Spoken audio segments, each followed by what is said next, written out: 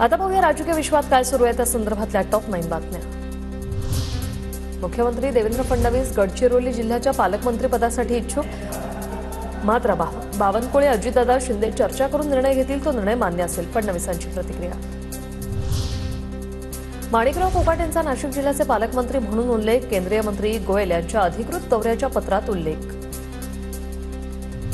पालकमंत्रीपदाचं वाटप पूर्ण झालं, कुठेही वाद नाहीये। 2 ते 3 दिवसानंतर कोणतं पालकमंत्रीपद कुणाला मिळणार हे जाहीर होईल, उदय सामंत यांची माहिती।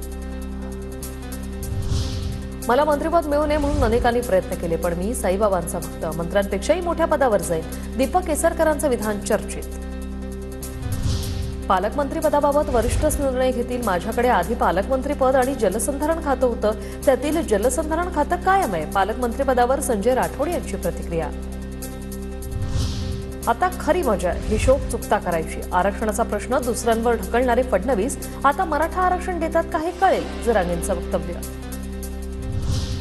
आरक्षणाचा प्रश्न हा मजा घेण्याचा नाही, आमच्या भूमिकेत कोणतंच अंतर नसून तिघे मिळून निर्णय घेऊ, जरांगेंच्या विधानावर फडणवीसांची प्रतिक्रिया।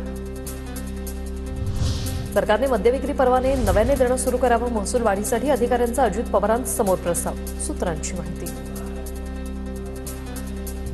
लाडक्या बहिणींच्या नवऱ्यांना दारुडे करणार का, नव्याने मद्यविक्री परवाने देण्याच्या प्रस्तावावरून राऊतांचा खोचक सवाल।